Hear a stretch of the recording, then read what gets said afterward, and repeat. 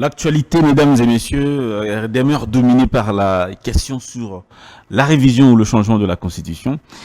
Mais dans cette émission, on va demeurer un peu plus pédagogique. On va aborder 4 thématiques principalement. D'abord, on va commencer, comme je l'ai dit d'entrée de jeu, sur le débat sur la Constitution, la révision ou le changement de la Constitution, les mandats présidentiels également. On va parler également de l'état de droit, l'état de droit en République démocratique du Congo, état de droit et reconnaissance concrète en RDC. On va évoquer également le respect des principes de l'état de droit en République démocratique du Congo, le rôle des institutions, des médias et des citoyens, la philosophie, l'analyse critique et démocratie. Voilà ce qui va être faire l'ossature donc de votre émission. En face de nous, on reçoit un enseignant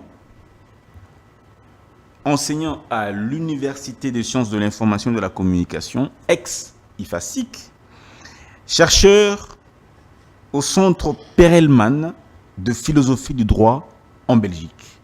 Lui, c'est Monsieur le professeur Norbert Mpunga. Professeur, comment allez-vous? Je vais très bien. Et vous? Ça va très bien. Merci beaucoup. Je suis heureux d'être invité. Merci énormément. Merci. Pour cette confiance. Alors, d'entrée des jeux, vous êtes professeur à l'Université des sciences de l'information et de la communication. Vous êtes chercheur au Centre Perelman. Je l'ai dit, philosophie du droit en Belgique. En 2 mots, c'est quoi la philosophie du droit? Bon, la philosophie du droit, c'est au fait une branche de la philosophie qui s'intéresse aux questions juridiques. Donc c'est vraiment une philosophie qui essaye de réfléchir sur toute forme de connaissance juridique, essayer un peu de donner un soubassement épistémologique à la connaissance juridique, mais également de répondre à la question du pourquoi des sciences normatives liées au droit. Ça aussi, je peux me résumer. Oui. D'accord, merci. Ça fait longtemps que vous êtes dans ce domaine-là? Oui, ça fait quand même quelques années. Je crois près d'une dizaine d'années. Vous n'êtes pas nombreux. Que j'explore un peu dans l'épistémologie juridique, la philosophie du droit, la théorie du droit, de nouvelles normativités. Tout à fait. Donc ce sont de nouveaux questionnements qui m'intéressent pour le moment sur le plan scientifique. D'accord. Alors, professeur, commençons par la problématique liée à la Constitution, puisque c'est même l'actualité. Commençons par là. Vous, dans le contexte actuel, si vous deviez donner un avis par rapport au débat du jour entre laisser la Constitution telle qu'elle est, la réviser ou encore la changer, quelle serait l'option idéale pour la nation actuellement? C'est une question assez complexe. Bon, je dirais, d'abord, nous allons commencer par définir la Constitution. Donner une petite définition de la Constitution. Qu'est-ce qu'on entend par Constitution? C'est la norme fondamentale. Donc, c'est la norme de base. Parce qu'on peut catégoriser les normes juridiques. On a de normes supérieures et de normes inférieures. Et une norme supérieure, c'est une norme qui crée des conditions de validité de création d'autres normes. Et la Constitution, c'est au fait la norme suprême. C'est la condition logique ultime et transcendantale qui, au fait, donne sens à l'existence d'un État. Donc, à l'existence d'un État de droit. Donc, c'est vraiment la condition apogée, l'élément ultime qui fédère, au fait, nos énergies en tant qu'État. Donc, c'est au fait l'âme d'un État, l'âme d'une nation. Donc, pas de constitution, pas d'existence juridique d'un État. Donc, ça, c'est d'abord la Constitution. En des termes simples, s'il faudra la définir. Tout à fait. Alors maintenant, toute Constitution est révisable. Mais maintenant, le problème qui se pose, c'est que comment réviser la Constitution? Si on prend le cas du Congo. Donc, je crois que la Constitution elle-même définit les mécanismes que l'on peut déployer pour pouvoir la réviser. Donc ces mécanismes sont constitutionnels. Donc on ne peut pas réviser une constitution de manière anticonstitutionnelle. Donc, on ne peut pas sortir du cadre constitutionnel pour réviser la Constitution. Donc là, ça serait anticonstitutionnel. Donc la révision de la Constitution, oui, on peut la réviser, mais pas de n'importe quelle manière. C'est ce qu'il faut dire. Mais maintenant, par rapport au cas de la RDC, faut-il réviser la Constitution? Oui. Changer ou la maintenir? Ouais. Les problèmes maintenant, pourquoi réviser? On doit d'abord chercher à répondre à cette question. Oui, tout à fait. Allez-y. Est-ce qu'on doit réviser la Constitution au gré des humeurs politiques pour répondre aux intérêts partisans d'un clan politique, d'un parti politique, d'un regroupement politique? Je pense non. Donc la révision doit transcender tous ces clichés partisans qui peuvent au fait donner une approche subjective à la révision constitutionnelle. Donc pour réviser, moi je pense vraiment qu'on doit chercher à explorer des éléments de fond liés à l'identité du peuple, parce qu'elle ne peut réviser de manière légitime la constitution qui est le peuple. Parce que nous sommes dans un contexte démocratique. Et dans les contextes démocratiques, le pouvoir revient au peuple. Et c'est ça même la légitimité de la démarche liée à la révision constitutionnelle. Alors si on prend des initiatives qui ne cadrent pas avec l'intérêt général, qui ne cadrent pas avec l'émancipation de la société congolaise, donc la révision ne va servir à rien. On doit réviser parce que nécessairement la Constitution doit être adaptée aux réalités sociopolitiques du moment. Donc on doit chercher à relever les défis sociétaux de l'heure. Donc il y a des débats qui se posent un peu partout, notamment au Québec par exemple. J'ai été là une fois. Aujourd'hui on parle de la révision constitutionnelle, mais les raisons, les motivations ne sont pas les mêmes. Là-bas on cherche à réviser tout simplement pour créer une situation d'autonomie de la province du Québec. Mais ici, par contre, donc, je n'ai pas encore compris quelles sont les raisons évoquées pour pouvoir réviser la Constitution. Est-ce que ces raisons sont légitimes? Parce qu'on est dans le contexte de l'état de droit. Il y a la légalité et la légitimité. La légalité, c'est la stricte conformité aux lois telles qu'établies. Mais la légitimité, maintenant, c'est la reconnaissance d'un ordre politique. Il y a ce qu'on appelle l'acceptabilité rationnelle et l'acceptation pragmatique des normes qui sont érigées par les citoyens. Ces citoyens sont à considérer à la fois comme auteurs et destinateurs. C'est ce qu'on appelle la co-législation démocratique. Donc, il faut qu'il y ait une participation citoyenne d'envergure. Le peuple doit se reconnaître dans cette constitution. Alors moi, je me pose même des questions par rapport à l'intériorisation de la Constitution par les citoyens congolais. Est-ce qu'on a déjà intériorisé la Constitution? Est-ce que nous savons ce que c'est la Constitution? Est-ce que nous lisons la Constitution? Est-ce que nous comprenons la Constitution? Lire et comprendre, c'est deux mondes différents. Oui, donc il y a d'abord cette démarche pédagogique qui doit être faite. Et tant que cette démarche pédagogique n'est pas réalisée... Qui est censé accompagner le peuple dans cette démarche? Mais oui, il y a ce que... moi, je peux considérer comme des catalyseurs de l'opinion publique. Il y a notamment la société civile, il y a le média, il y a le parti politique. Donc, vous êtes là pour éveiller la conscience citoyenne. Mais quand vous ne faites pas votre travail, donc le peuple est comme inculte à la Constitution. Donc, le peuple ne comprend pas les jeux constitutionnels. Donc, le peuple est comme étranger à tout ce qui touche à l'avenir de la Constitution. Parce que quand on parle de la Constitution, on voit il y a la dimension épistémologique, il y a la dimension descriptive, il y a la dimension prospective, parce qu'on n'aborde pas que les questions liées au présent. Il y a aussi des questions liées à l'avenir. Mais qui sont censés prendre parole dans ce domaine de révision ou de changement de constitution? Est-ce simplement les experts en droit constitutionnel ou les professeurs en droit constitutionnel? Qui sont censés opiner ou réfléchir sur la Constitution? Bon, les experts en droit constitutionnel, oui, mais pas seulement les experts en droit constitutionnel. Parce qu'il y a ce qu'on appelle la validité normative d'une constitution. Bon, ça nécessite des experts en droit constitutionnel, par exemple, en philosophie du droit, en théorie du droit, nécessairement. Mais il y a aussi des questions, par exemple, liées à l'efficacité d'une constitution. Donc, on doit donner à une constitution des matrices culturelles. Donc, ça doit incarner la vision d'un peuple. Parce qu'un peuple, ce n'est pas un regroupement amorphe d'individus.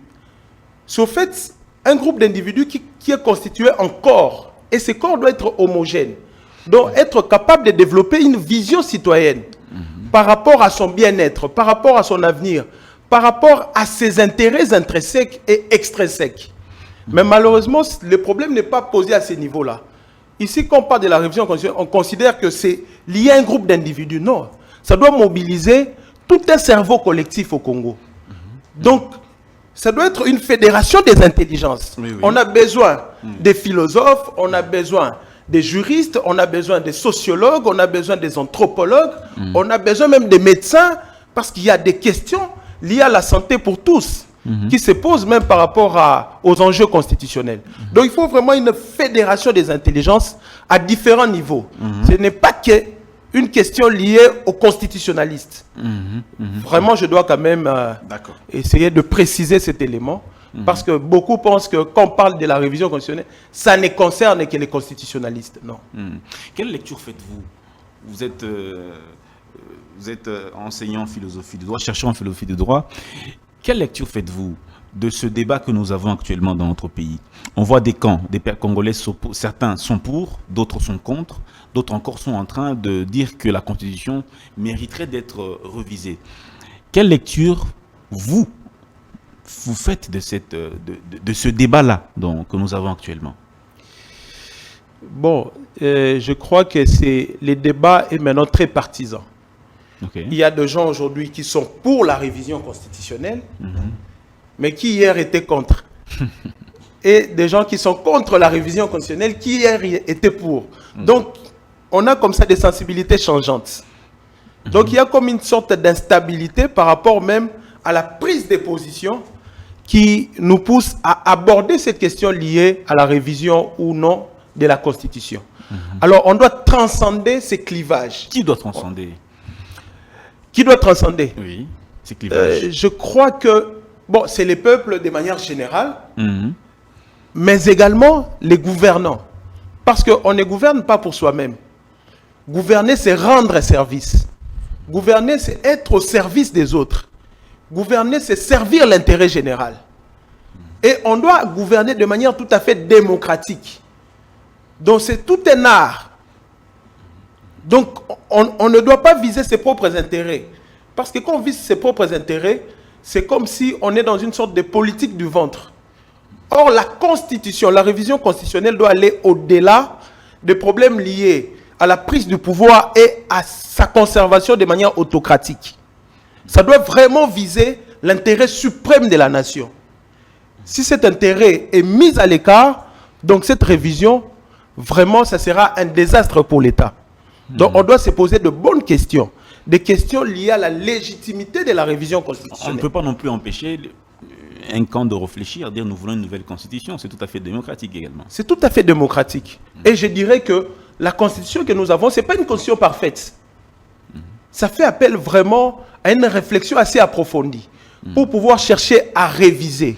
Mais pour réviser, on doit sortir quand même des clivages politiques, des camps politiques. Parce que c'est l'avenir de l'État qui est en jeu. Au-delà de tout. Au-delà de certains intérêts partisans. Et la révision constitutionnelle ne doit pas tourner autour d'un individu. On ne doit pas nous donner l'impression d'une approche instrumentale du droit. Parce que ce qu'on doit viser, c'est éviter toute forme de perturbation de la genèse démocratique du droit dans la révision constitutionnelle. Il y a par exemple l'article 218 et l'article 219 qui donnent déjà des initiatives pour la révision constitutionnelle. Quelles sont les dispositions constitutionnelles à mettre en place pour pouvoir réviser la Constitution? Et on a dans l'article 220, c'est-à-dire les dispositions qu'on appelle les dispositions intangibles de la Constitution. Notamment la forme du gouvernement, la forme de l'État, l'indépendance de l'appareil judiciaire et consorts. Donc ça, ce sont des éléments, au fait, qui constituent le noyau dur de la société congolaise. Si on touche ces dispositions de n'importe quelle manière, c'est comme si on désacralise l'État. On crache sur notre propre État. Et nous ne sommes pas prêts à cracher sur l'État, au fait, qui nous constitue en citoyens. En tant que scientifique, vous pensez que le moment est-il idéal pour pouvoir toucher à la Constitution, dit changer la Constitution, toucher aux articles qui sont bon, réviser et changer, ce n'est pas la même chose. Oui, mais changer. toucher aux articles qui sont verrouillés. Est-ce que le moment s'y prête où on devra peut-être laisser tomber? Mais d'abord, pourquoi vouloir changer des articles qui sont considérés comme intangibles? Pour quelle raison? Quel article, par exemple? On parle des articles, les matières qui sont verrouillées, notamment le nombre de mandats du chef de l'État, par exemple, la forme de l'État, comme vous l'avez dit. Hein, toutes ces matières-là, vous pensez que c'est le moment? Bon, il y a le juriste sénégalais Alioune Tiney qui disait que ce qu'on ne sait pas faire en 10 ans, c'est pas évident qu'on saura le faire en 20 ans. Donc moi, je pense que le problème va très au-delà du mandat présidentiel. Parce que, bon, on peut s'éterniser au pouvoir. Est-ce que c'est pour autant qu'on sera efficace? Parce qu'il y a la question de la légalité d'un côté, la question de la légitimité de l'autre. Tout à fait. Et dans l'ensemble, on doit viser l'efficacité, la fiabilité au fait des décisions que nous prenons. Mais aussi la qualité des résultats. Parce que l'État congolais, l'avenir de l'État congolais dépend des résultats. Et les résultats, c'est lié à la capacité à bien gouverner l'État. Est-ce que ce qu'on n'a pas pu faire en 5 ans, 10 ans, est-ce qu'on saura les faire si on donne 20 ans? C'est ça. Ce sont des questions, ce sont de nouvelles problématiques.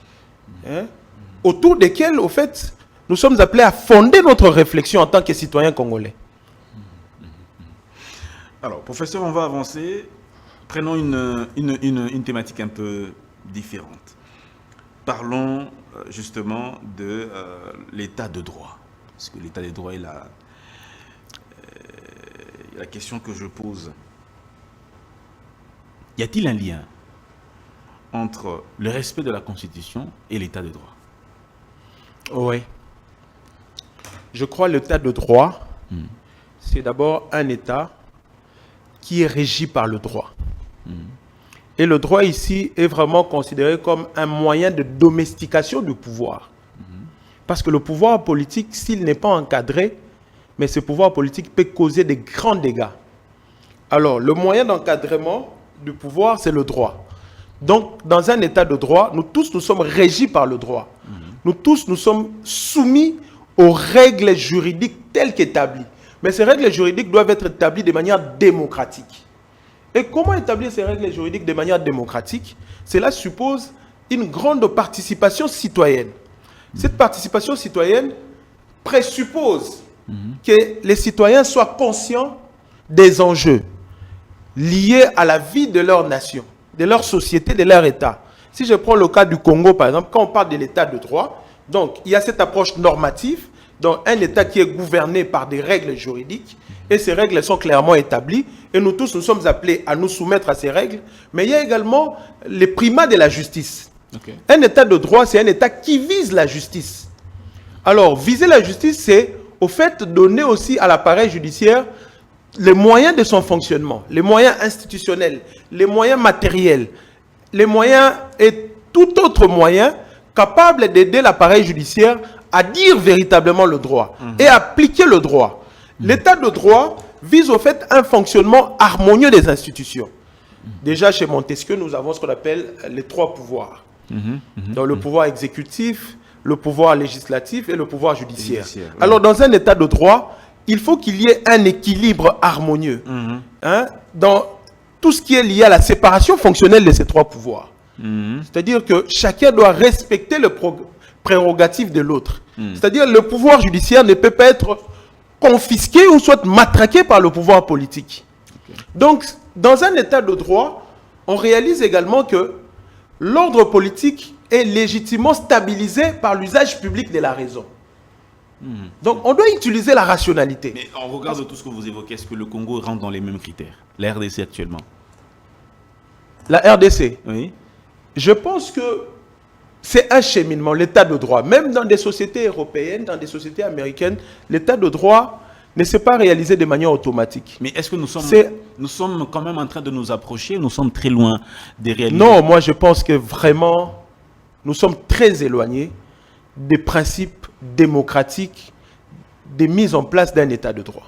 Qu'est-ce qu'il est? Donc l'état de droit que nous avons, pour moi, c'est un état de droit qui est encore des façades.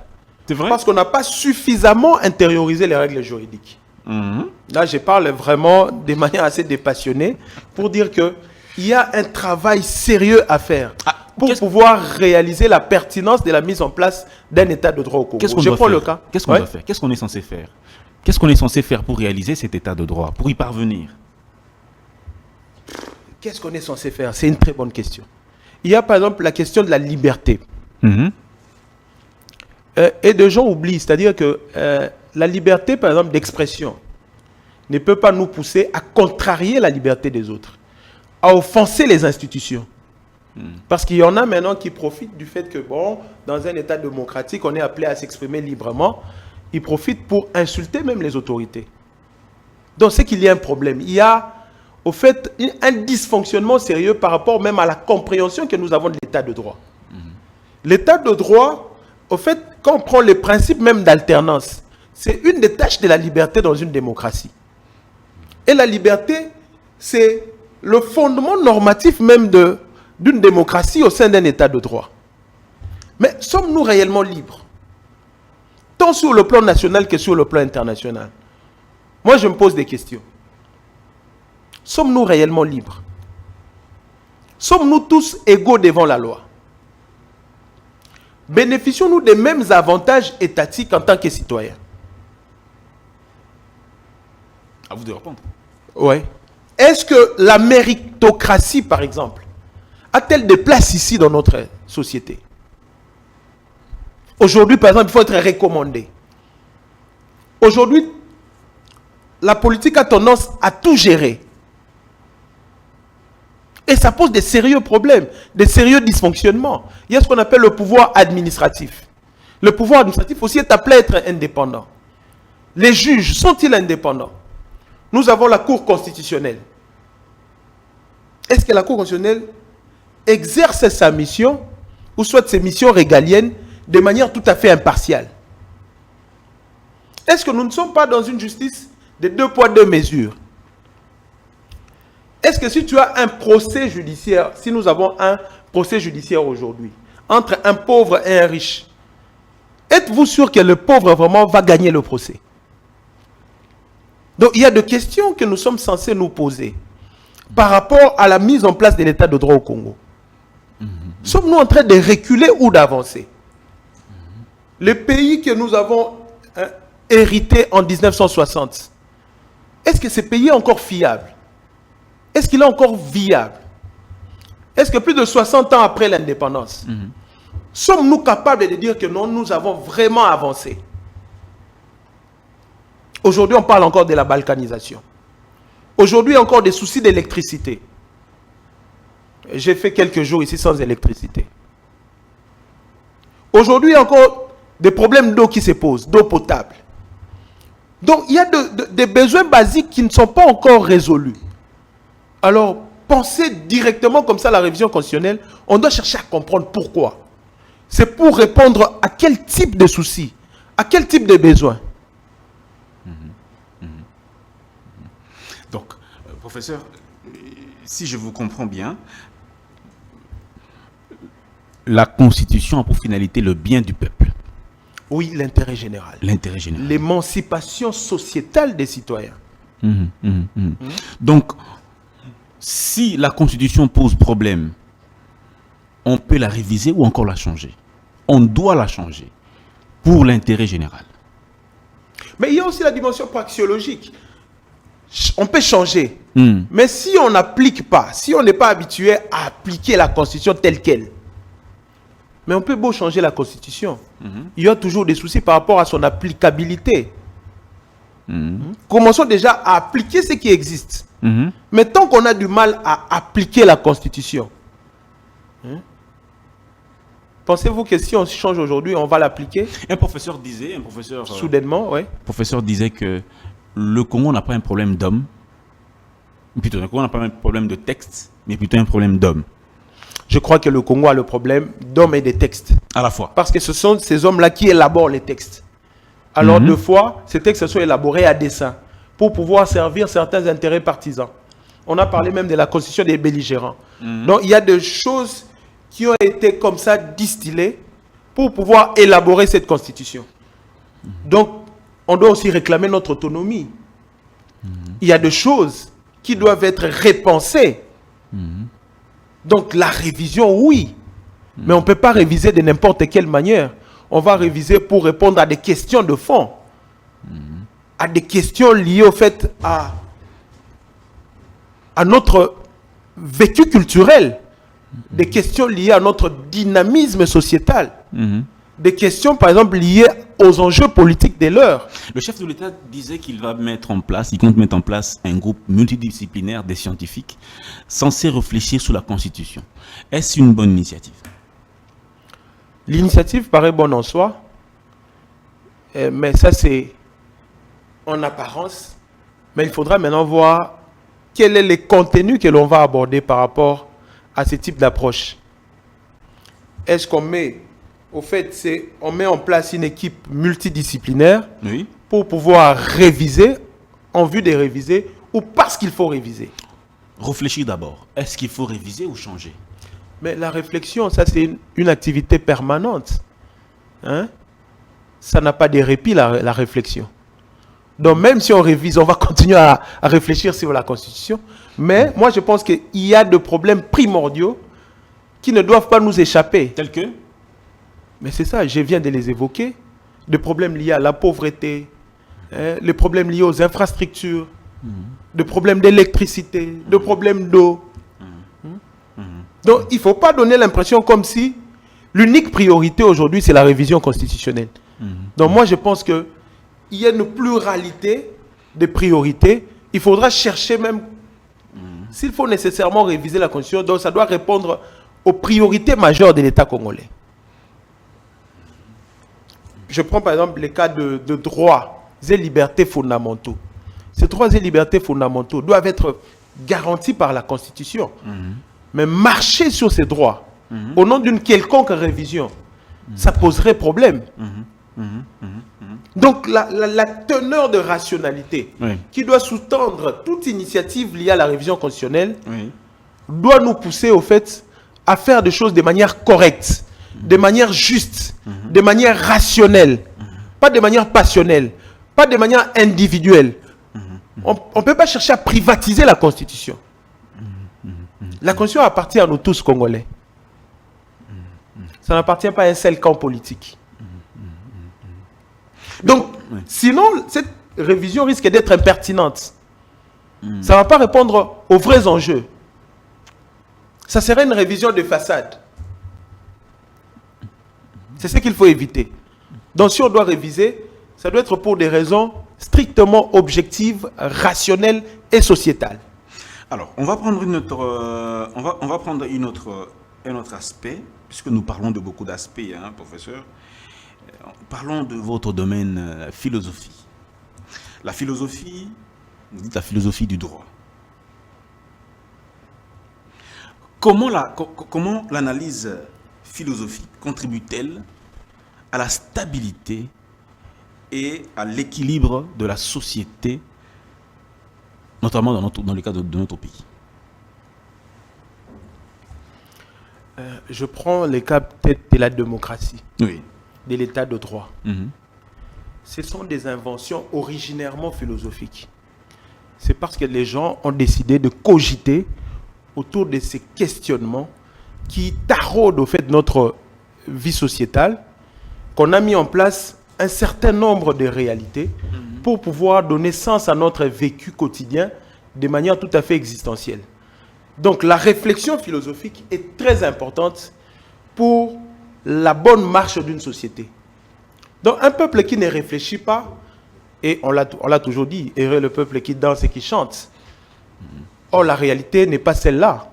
Le vrai bonheur, c'est dans la... Il y a ce qu'on appelle les carrés, les carrés logiques. Nous avons c'est une sorte de triangle rhétorique, pas carré logique, triangle rhétorique. On a les logos, la raison, d'un côté, on a l'éthos, ça fait appel à la conscience, et puis on a les pathos, dans notre expression corporelle en tant que peuple. Donc, tous ces éléments doivent être en symbiose.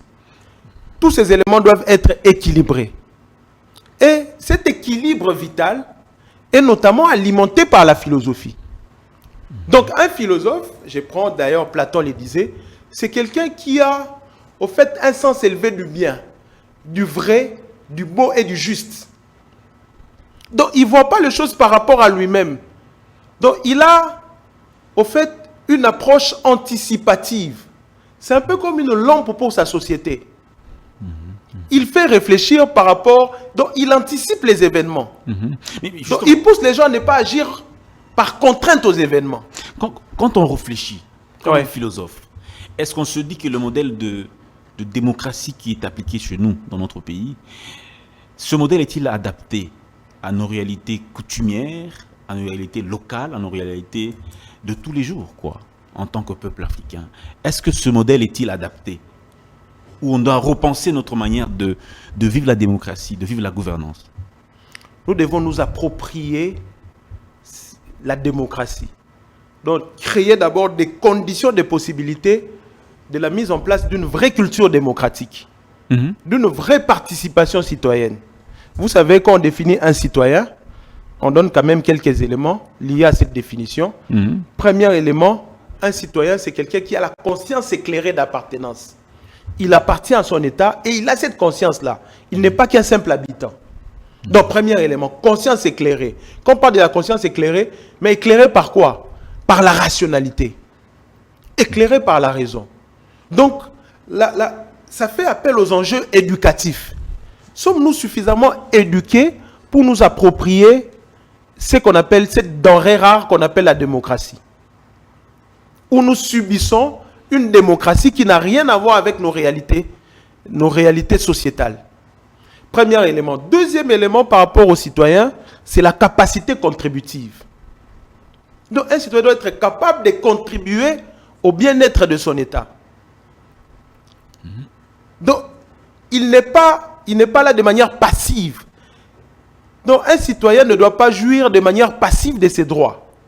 Il doit être actif. C'est ce qu'on appelle la participation citoyenne. La participation citoyenne qui va au-delà de la participation civique. Parce que la participation civique a un caractère légaliste. Tandis que la participation citoyenne vise vraiment la légitimité de l'action démocratique. Jacques Chirac disait que la démocratie n'est pas adaptée à l'homme noir, à l'Africain, puis pas à l'homme noir, à l'Africain. Sa démocratie, elle n'est pas adaptée à l'homme, à l'Africain. Vous en dites quoi? Je trouve quand même que c'est assez extrême. Ça, c'est minimiser les potentiels de l'homme noir. Et ça me rappelle un peu cette philosophie de discrimination qui a été mise en place par les Lumières. Ces derniers qui ont toujours considéré de noirs comme étant des sous-hommes, des êtres prélogiques, des gens qui sont à l'antichambre de la rationalité. Et c'est tout à fait faux. Je prends par exemple l'arbre à palabre. Mais ça, c'est une invention purement africaine. Être capable comme ça de se regarder en face pour se dire des vérités. Mais ça fait partie de la démocratie. Donc il y a une dimension socio-anthropologique de la démocratie que nous avons ignorée. Pourquoi? Parce que c'est comme si nous avons aliéné nos propres valeurs. Donc c'est comme si nous sommes en train de vivre une forme d'auto-aliénation. Donc une dépossession de notre être. Nous pensons que ce qui est importé, c'est ce qui est bon. Or, nous avons des valeurs que nous sommes appelés à ressusciter pour donner sens à notre dynamique démocratique. Et ces valeurs doivent être vécues ici au Congo. Ne doivent pas être importées. Donc la démocratie, c'est l'apanage des personnes. On peut appliquer la démocratie à son rythme et selon ses valeurs. Or, nous avons des valeurs que nous sommes appelés à sauvegarder. Qu'est-ce qu'on doit faire? Je prends le cas, par exemple, en Occident. Oui. Il y a des problèmes d'homosexualité. Sommes-nous appelés à légitimer cette approche d'homosexualité parce que c'est pratiqué à l'Occident au nom de la démocratie? On est souverain. Je pense non. On est souverain. Oui? On est un peuple souverain. Souverain. Oui. Et la souveraineté, c'est cette puissance inaliénable qui incarne l'identité même d'un peuple. Mais sommes-nous réellement souverains? Sommes-nous capables de dire non aux Américains? Sommes-nous capables de dire non aux Français? Sommes-nous capables de dire non aux Anglais? À vous de répondre, professeur. J'ai comme l'impression que nous sommes loin de cette réalité-là. que nous sommes appelés à mettre en place pour pouvoir nous démarquer, pour devenir véritablement autonomes, nous assumer en tant que peuple démocrate. Donc il n'y a rien qui il y a rien qui démontre, il y a rien qui rien, c'est quand même très fort. Je dirais quand même que il y a des linéaments démocratiques, mais qui sont comme dans une sorte de vacuité. Hein? Donc c'est un peu vide. Il n'y a pas de substance qui soit propre à nos valeurs. D'où il faudrait que le peuple se prenne en charge. Oui, l'auto-prise en charge, c'est très important. C'est très important. Professeur, la démocratie telle qu'on la vit, pour certains, nous coûte très cher. On a suivi le professeur Isidore Ndaiwel, qui a même pensé que, au lieu qu'on dépense à chaque élection plus ou moins $1 milliard, pendant que ces fonds peuvent aider à désenclaver certaines villes, à construire des routes, à rétablir les maternités, les centres de santé, mais cet argent-là va dans les élections. Plus ou moins $1 milliard, professeur. Chaque cycle électoral. Est-ce une bonne option pour nous de dépenser à chaque cycle électoral plus ou moins $1 milliard? Est-ce que c'est avantageux ou désavantageux pour notre pays? Bon, c'est cette position du professeur Ndaiwel et celle également défendue par le professeur Ngoma Binda, qui pense que bon, les élections nous coûtent beaucoup d'argent. Bien sûr. Il faudra un système indirect. Parce que le suffrage universel, c'est aussi une des dispositions intangibles. Bien sûr. Donc le peuple doit se prononcer de manière directe. Comme prendre des élections au niveau national surtout. National, dans des élections présidentielles, des élections liées notamment à les élections, comment on appelle ça, des députés nationaux, des députés nationaux. Donc on peut faire appel à ce type de suffrage universel. Mais le problème est que depuis qu'on a commencé à organiser les élections, est-ce que les vraies questions, les vrais problèmes ont-ils été résolus? C'est le problème des élections ou le problème de ceux qu'on élit qui ne résolvent pas les problèmes? Je pense que les problèmes ici au Congo vont très au-delà des simples élections qu'on peut organiser. Donc moi je suis tout à fait d'accord qu'on peut repenser le système électoral. Mais je ne pense pas que ce sont les élections qui vont résoudre le problème des Congolais. Parce que c'est un problème de la qualité d'homme. Est-ce que des gens qui nous dirigent sont-ils vertueux? Sont-ils talentueux? Mais on peut être vertueux, talentueux. Mais est-ce qu'en 5 ans ou en 10 ans, peut-on apporter un début de changement, d'amélioration en 5 ans? Bien sûr. Ou c'est insuffisant? C'est insuffisant parce qu'on ne saura pas tout terminer. Donc les projets, des macro-projets, vont toujours au-delà des mandats présidentiels. Le problème, c'est qu'on doit s'inscrire maintenant dans la continuité. Ce qui n'est pas le cas ici. C'est-à-dire nous avons eu les régimes de Mobutu. Ici, chez nous, c'est la tabula rasa. Quand on vient, on rase tout. Et après Mobutu, c'était Mouzé Laurent Désiré Kabila, qui vient avec un système tout à fait nouveau. Et après Mouzé Laurent Désiré Kabila, c'était Joseph Kabila, aujourd'hui Tshisekedi. Est-ce que y a-t-il une intelligence qui guide nos actions politiques? Une intelligence supérieure. Parce que c'est cette intelligence supérieure qui constitue l'âme de l'État congolais. C'est comme si nous sommes dans une situation de flottement. C'est-à-dire, quand on débarque, quand on arrive, c'est-à-dire on fait les choses par rapport à sa propre vision. Mais est-ce que cette vision s'inscrit dans la dynamique sociétale de manière pérenne pour pérenniser les bonheurs, le bien-être collectif? C'est ça la grande question à se poser. Donc moi je pense que on peut beau organiser les élections, même les résultats électoraux. Est-ce que ces résultats sont toujours crédibles? N'y a-t-il pas de tripatouillage quelque part? La fiabilité du système électoral, le système électoral tel qu'il est mis en place au Congo, est-ce que ce système est-il fiable? La Constitution fixe le nombre de mandats à 5 ans, le nombre de mandats présidentiels à 5 ans renouvelable une seule fois. Alors, après 10 ans, on ne peut plus être candidat. On a suivi le président Tshisekedi au cours d'une conférence de presse dire qu'il il y a un cas de force majeure, notamment la situation d'insécurité dans la partie Est. Cette situation, si elle demeure dans l'état où elle est aujourd'hui, nous serons dans l'impossibilité d'organiser les élections. Or, la Constitution fixe le mandat du chef de l'État à 5 ans. Dans le cas actuel, où il dit qu'il est devant un cas de force majeure, mais son mandat est arrivé à terme, quelle intelligence on peut appliquer dans ce contexte-là? On le laisse au pouvoir jusqu'à ce qu'il y ait des élections. D'aucuns disent qu'il faut qu'on fasse ça. Non, moi je pense que le président doit chercher à trouver des solutions pour mettre fin à la guerre. Parce que c'est comme si, quelque part, de manière implicite, bon, excusez-moi, c'est comme une sorte d'aveu de chèque.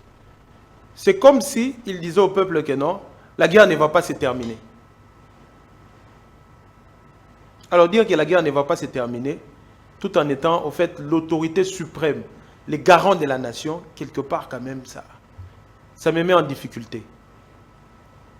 C'est comme si c'était, de manière implicite, un aveu d'échec. Il dit si cela n'est terminé. Ah, mais cette conditionnalité-là, pourquoi si? Parce que il doit tout faire pour mettre fin à la guerre. Moi, je pense d'ailleurs que s'il est fait maintenant, on doit maintenant laisser la parole au peuple. Parce qu'il doit être évalué par rapport à ses actions. Il n'est pas, en fait, on n'est pas dans un régime despotique où le pouvoir est concentré entre les mains d'un seul. Non. C'est le peuple maintenant qui doit prendre l'initiative de voir si on peut ou n'est pas. Mais le peuple, au fait, bon, des enjeux liés par exemple au mandat présidentiel n'intéressent pas tellement la population dans son ensemble. Parce que la population a des vraies questions qui n'ont pas encore pu trouver des solutions. La pauvreté accrue, l'impayement, des salaires de misère, il y a beaucoup de problèmes. Oui, il y a des efforts qui sont déployés. Aujourd'hui, on parle par exemple de la gratuité de l'enseignement. Ce sont des choses tout à fait louables. Mais on doit encore chercher à faire plus. Donc dire qu'aujourd'hui, par exemple, si la guerre ne se termine pas, mais pourquoi cette guerre ne doit pas se terminer? Je me pose cette question. Donc c'est comme si le président dit que bon, au vu de la situation, donc rien ne pourrait être fait pour pouvoir mettre fin à la guerre. Donc, imaginons déjà cette possibilité de retarder les élections. Est-ce que la limitation de mandat est-elle nécessairement importante dans le système démocratique? La limitation des mandats? Oui. Oui. Parce que le pouvoir doit être limité et contrôlé.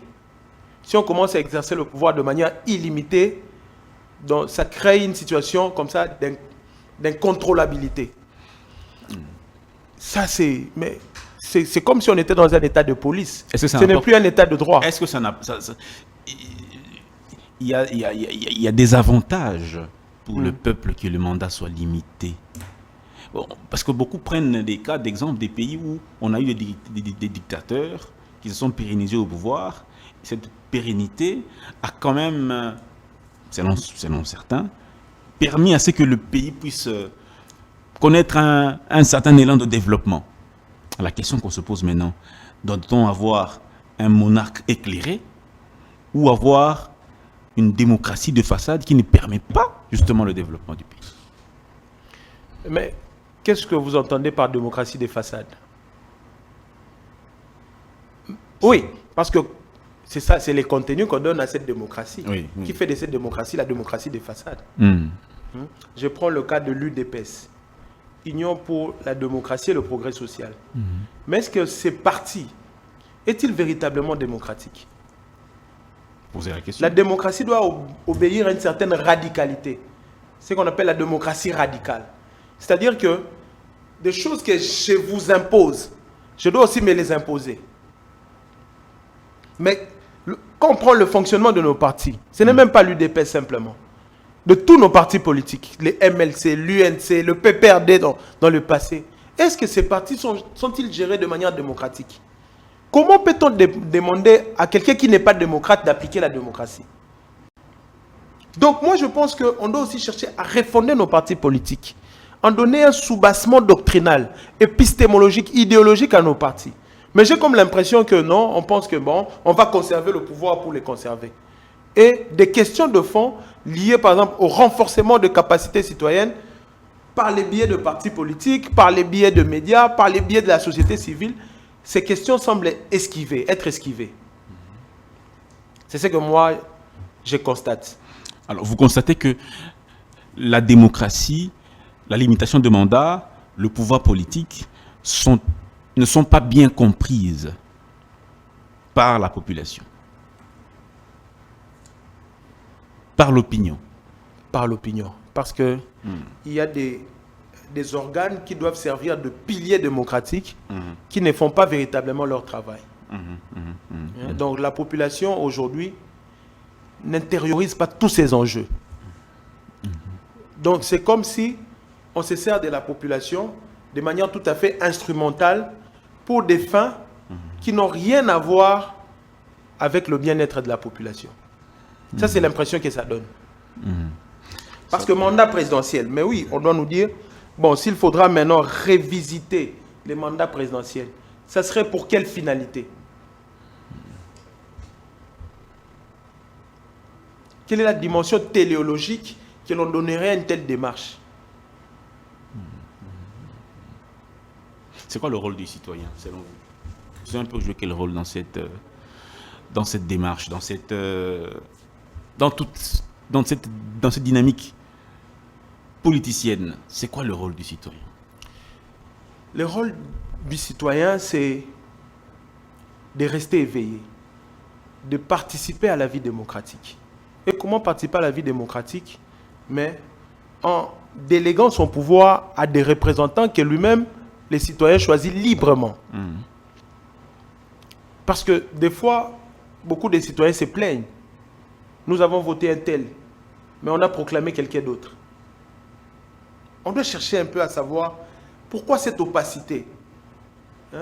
Pourquoi le choix de la population, c'est-à-dire que les dirigeants qui sont élus ne reflètent pas nécessairement les choix décisifs de la population.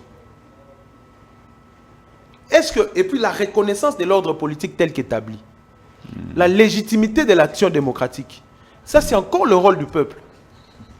Est-ce que le pouvoir est légitime? Est-ce que le pouvoir prend des décisions de manière légitime? Est-ce qu'il y a une certaine efficacité institutionnelle? On a combien de députés nationaux?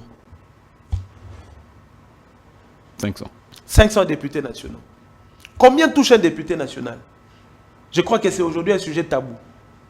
Personne ne sait maîtriser les salaires d'un député national. Alors, combien touche un enseignant? Tout le monde c'est connu.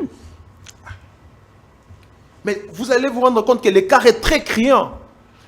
Comment quelqu'un qui s'érige en défenseur des intérêts de la population peut accepter de toucher, d'être vraiment au-dessous de la mêlée, d'avoir un salaire exorbitant, pendant que le peuple croupit dans la misère? Alors, en réalité, on défend quelle cause?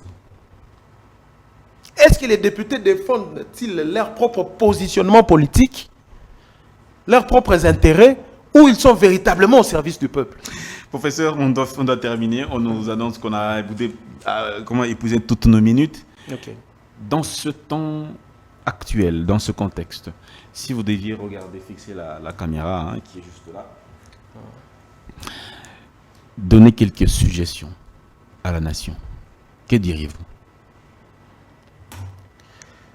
Bonne question. Bon, moi je commencerai d'abord par dire que nous devons prendre conscience de l'état actuel du Congo. Le Congo qui nous a été légué par nos ancêtres ne fait que se déchoir. La situation devient extrêmement difficile. Pour quitter chez soi et peut-être venir ici, ce n'est pas évident. Il y a des embouteillages, il y a la crise sociale, il y a des épidémies. Donc nous ne vivons que dans des situations qui sont tout à fait problématiques. Ce qui signifie que quelque part, on a failli. Et nous tous, nous avons failli. Que ce soit le professeur des universités, que ce soit les étudiants, que ce soit le gouvernant, tout comme les gouvernés, nous tous, nous avons failli. moi vraiment, j'essaie de faire cette autopsie radicale pour dire que si nous devons nous relever, c'est à nous tous de nous relever. Ce n'est pas l'affaire d'un individu. Et on doit comprendre qu'on a vécu ces cultes de personnalité ici dans notre pays. Ça nous a amené nulle part. On a célébré nos dirigeants, on les a considérés comme des démiurges, mais ça n'a pas changé la situation du Congo. Et vraiment, on doit tout faire pour éviter de retomber dans les mêmes erreurs. Donc nous sommes appelés à avancer, mais à avancer de manière éclairée. Donc à nous laisser habiter par cette conscience éclairée d'appartenance, que nous n'avons que le Congo comme pays. Et le Congo, c'est un pays à protéger. Nous avons des ressources naturelles, mais ces ressources ne nous profitent pas. Il y a la main extérieure qui est là, cette main prédatocratique qui cherche à piller systématiquement nos richesses. Mais en même temps, cette main se sert de marionnettes qui sont recrutées parmi les Congolais.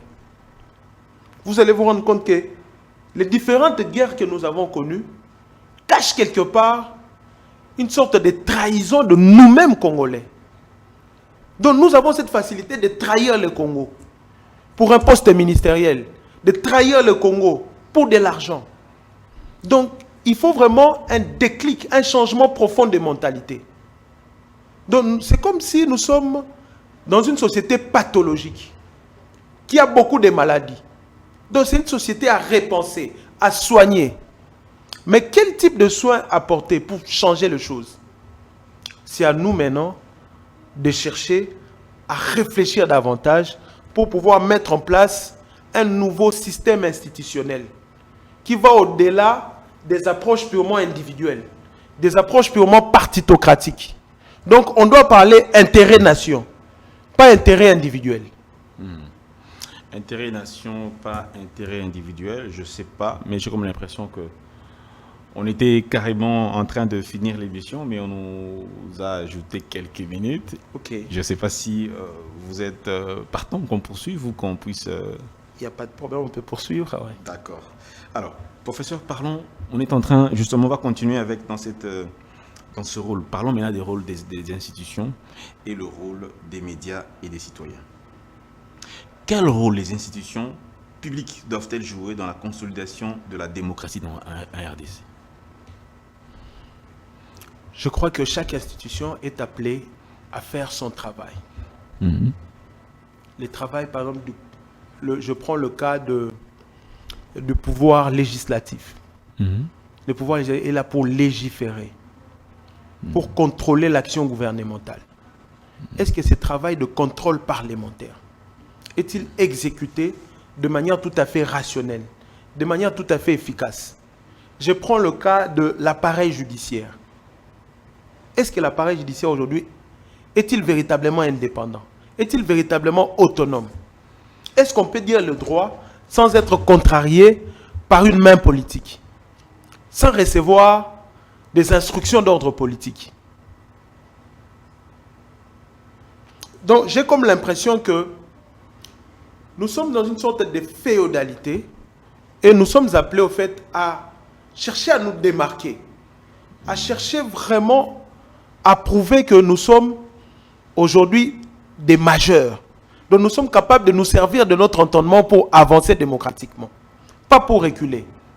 Donc j'ai comme l'impression que les institutions essayent tant bien que mal de jouer leur rôle, mais ce rôle est à renforcer, la dynamique institutionnelle vraiment est à renforcer pour pouvoir jouer les rôles de manière tout à fait objective et pour l'intérêt de la population. Mais comment les médias peuvent-ils contribuer à la transparence et la défense de l'état de droit? Mais les médias doivent déjà être libres, exercer leur activité médiatique en toute liberté.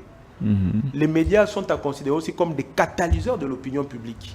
Ils doivent être là pour former l'opinion publique des citoyens, pour éclairer cette opinion publique. Est-ce que les médias congolais sont-ils suffisamment financés pour jouer pleinement leur rôle? Ah, ça c'est aussi la grande question. Mais il faudra chercher maintenant des mécanismes de financement. Parce que si les médias sont financés par le politique, mais ils seront au service de politique. qui dirait la main qui donne, c'est la main qui domine. Oui. Il faudra vraiment des mécanismes qui soient apolitiques des financements. Oui, les médias doivent être financés pour bien faire leur travail, mais ces financements ne doivent pas provenir de politiciens.